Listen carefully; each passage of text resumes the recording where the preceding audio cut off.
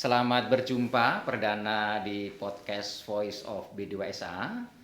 Untuk kali ini kita akan bincangkan terkait dengan perizinan berusaha, tentunya yang merupakan kewajiban pelaku usaha untuk menjamin keamanan pangan.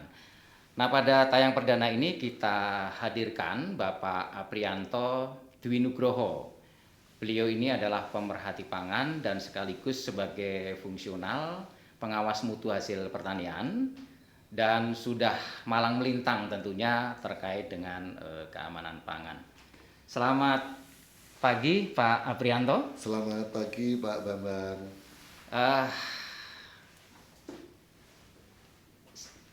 Pertama, kenapa sebenarnya pangan itu harus aman? Ya, baik. Terima kasih Pak Bambang. Pangan itu memiliki beberapa peran strategis sebenarnya Pak Bambang. Jadi pangan itu ada yang mempunyai dimensi ekonomi, yang kedua dia juga mempunyai dimensi atau dampak terhadap kesehatan. Sehingga ketika pangan itu tidak aman, tentu nanti dampaknya akan mempengaruhi kesehatan masyarakat. Dan pangan ini ada dikonsumsi oleh semua orang, semua butuh pangan. Sehingga ketika pangannya itu tidak aman, nanti akan berdampak negatif. Sehingga itu maka pemerintah melalui Undang-Undang 18 mewajibkan setiap pangan yang beredar itu harus aman. Gitu Pak Bambang. Baik. Nah, yang sedang hangat-hangatnya ini Mas Mas saja ya, masih muda ya, Mas Anto. Karena keamanan pangan itu suatu kewajiban, sehingga untuk menjamin pangan aman di masyarakat, tentu bagi pelaku usaha diwajibkan untuk melakukan perizinan. Nah, mungkin bisa diceritakan terkait dengan perizinan berusaha, tentunya terkait dengan keamanan pangan itu. Silakan Pak Anto. Baik, terima kasih Pak Bambang. Jadi karena pemerintah tadi ingin menjamin pangan aman buat masyarakat, sehingga ada peran perlindungan dari pemerintah kepada masyarakat, pemerintah membuat suatu skema yang juga dituangkan dalam regulasi yaitu PP 86 tahun 2019 di pasal 38 bahwa setiap pangan yang diedarkan harus teregistrasi. Sehingga atas dasar itu kemudian muncul lagi Undang-Undang Cipta Kerja dan juga ada PP 5 tentang perizinan berusaha berbasis risiko. Itu mewajibkan agar pangan yang diedarkan dalam kondisi terkemas harus memiliki nomor registrasi. Itu yang kita sebut dengan perizinan berusaha. Kenapa itu dilakukan?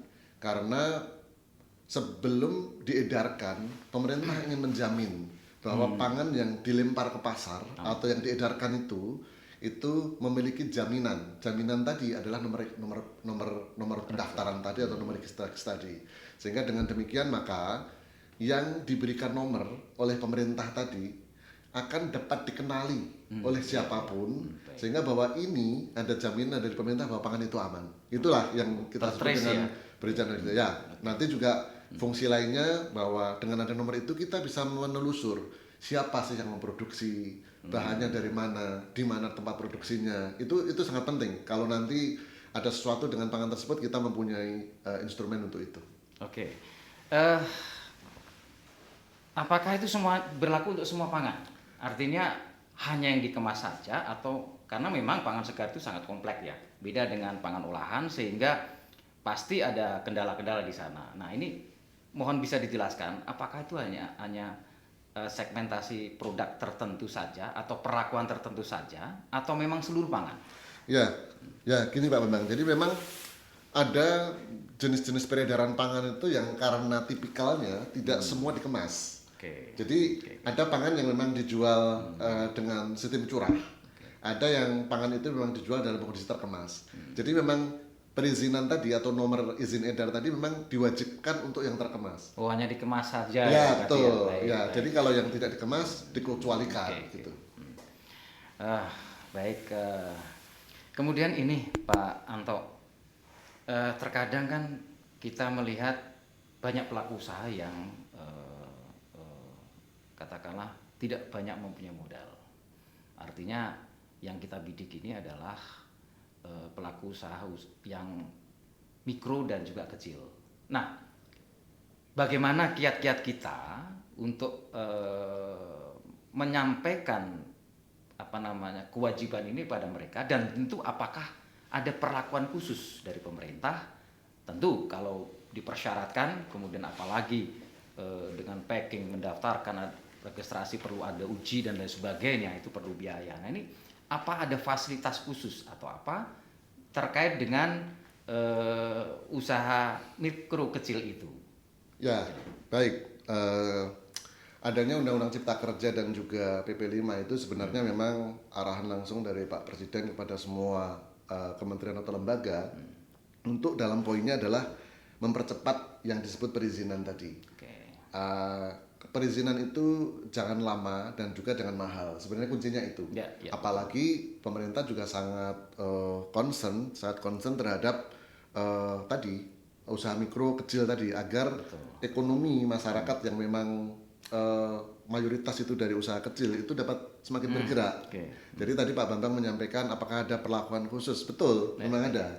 Jadi ketika suatu usaha yang masuk dalam kategori mikro dan kecil itu diberikan syarat yang lebih mudah.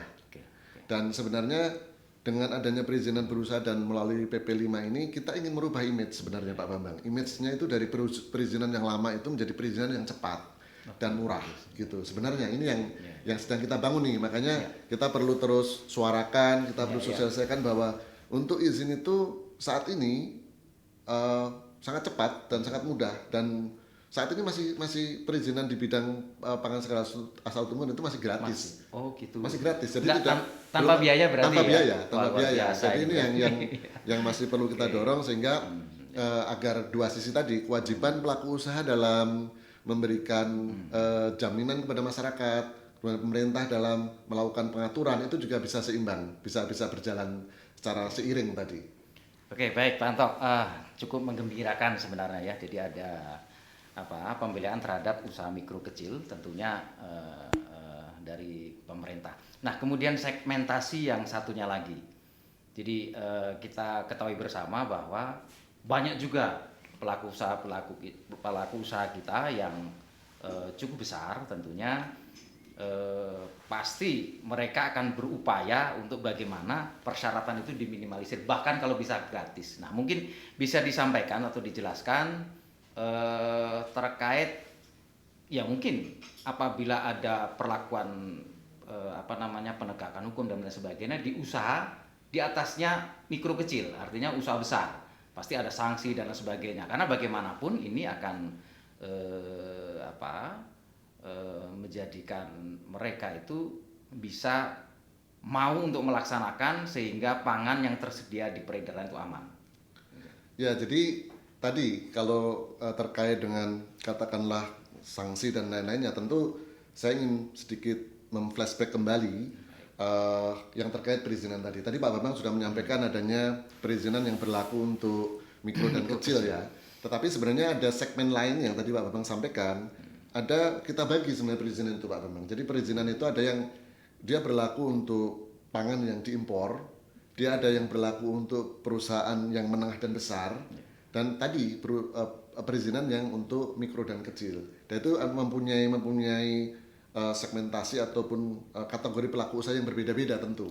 Nah ini yang kemudian yang kalau kita ke arah sanksi, memang kalau kita melihat kembali terhadap perizinan berusaha itu memang sudah merubah beberapa pasal sanksi yang ada di Undang-Undang Pangan, di Undang-Undang Cipta Kerja. Jadi memang mengedepankan pembinaan gitu, dan kemudian pendampingan kepada utamanya yang tadi mikro dan kecil tadi, sehingga untuk pelaku usaha yang mikro dan kecil itu banyak diberikan namanya fasilitasi lah katakanlah. Fasilitasi tadi pendampingan pemenuhan standar itu di banyak lembaga itu memberikan itu semua, sehingga memang dengan adanya peran pemerintah yang bersama-sama di sini semua KL dalam mendorong pemenuhan standar tadi, harapannya usaha mikro kecil tadi menjadi berdaya saing, mempunyai akses pasar yang lebih luas itu Pak Bambang. Jadi memang sudah konsentrasi pemerintah dan perhatian pemerintah sudah sangat serius ke sana itu. Baik, Pak Anto, ada beberapa yang mempertanyakan ke kami, ke saya khususnya, terkait mekanisme pendaftaran. Kalau dulu kan memang secara manual gitu kan, kalau pangan impor mau didaftarkan itu pasti melalui OKKPP. Kemudian pangan yang lokal OKKPD. Nah, ini yang sistem baru kayaknya ada OSS begitu Pak Anto ya. Nah, ini mungkin bisa dijelaskan karena banyak yang menanyakan ke kami itu prosesnya seperti apa. Padahal ini kan sebenarnya memudahkan kita untuk mendaftarkan. Duduk di rumah mungkin bisa kan, itu tinggal punya internet, kemudian tahu alamat untuk mendaftarkannya, selesai gitu. Mungkin perlu verifikasi dan sebagainya, itu kan langkah selanjutnya. Saya kira mungkin bisa dijelaskan sedikit agar masyarakat nanti tahu mengenai ini. Ya, terima kasih Pak Bambang. Jadi memang sejalan dengan PP 5 tadi, itu sudah diperintahkan oleh regulasi bahwa perizinan itu harus dilakukan secara online, Pak Bambang. Yang tadi Pak Bambang sampaikan, OSS tadi kepanjangan adalah Online Single Submission. Jadi semua perizinan terintegrasi ke situ, dikelola oleh Kementerian Investasi atau BKPM dulunya ya. Jadi semua terintegrasi ke situ dan betul tadi pelaku usaha tinggal membuat akun di portalnya OSS Go ID. Kemudian setelah dapat akun mereka dapat login kemudian memilih perizinan apa yang akan dikendaki. Jadi perizinannya ada dua sisi, perizinan yang kaitannya dengan memulai usaha atau perizinan lanjutan namanya. Perizinan lanjutan itu yang kami di Badan Pangan Nasional itu salah satunya adalah perizinan lanjutan yang untuk izin edar tadi. Namanya perizinan izin edar. Jadi nanti setelah pelaku usaha tadi. Maksudnya setelah kedaluarsa habis masanya dilanjutkan lagi. Enggak begitu. Bukan. Jadi izin lanjutan itu adalah jadi setelah usaha pokoknya mendapatkan izin. Misalnya, yang pertama dia izin perdagangan, dia mendapatkan izin perdagangannya dulu yang disebut KBLI tadi. Jadi setelah dia mendapatkan izin pokoknya baru dia melanjutkan menjadi izin apa yang akan dilanjutkan. Misalnya izin edar. Karena izin edar itu menempelnya di produk, bukan di lapangan usahanya. Jadi di produknya gitu. Jadi disebut izin lanjutan. Terus tadi mungkin sedikit yang Pak Bambang, jadi memang setelah di portal OSS di sana sudah syarat-syaratnya semua dan Bapak Ibu sekalian pelaku usaha bisa melakukan download terhadap persyaratan, terus kemudian apa yang dokumen yang diupload, template yang ada semua di sana. Jadi tidak ada yang sulit. Malah lebih dimudahkan ya. Dimudahkan. Duduk jadi di dengan rumah bisa ya. Bisa. Jadi tinggal download dokumen, mengisi form, melengkapi persyaratan, upload.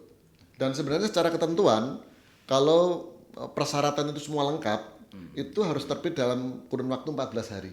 Nah, ini yang mau saya 14 tanyakan hari tadi. ini. Ya. Jangka waktunya karena Ya. kalau dulu kan bisa yang lama itu sampai bulanan gitu ya. Nah, sekarang sudah 14 hari, saya kira itu relatif cepat ya, mungkin Tapi itu tadi dengan catatan Pak Bambang. Baik. Tidak asal dokumen diupload 14 hari keluar, nggak bisa begitu. Baik. Tapi kan ada persyaratan itu syaratnya adalah lengkap dan benar. Ya, kalau syaratnya nggak lengkap nggak benar kan jadi salah. Jadi berarti lengkap dan benar. pelaku usaha juga harus support itu ya, dari Ya, perbaikan jadi, misalnya betul. ya. Jadi harus bersama-sama. Jadi ketika syarat dari pelaku usaha itu lengkap dan benar, tentu kami di Pak Badan Pangan Nasional dan teman-teman yang mengelola perizinan akan melakukan verifikasi berkas itu dan akan terbit sebelum 14 hari akan terbit. Cepat juga relatif ya. Siapa tahu nanti ke depan lebih cepat lagi mungkin ya.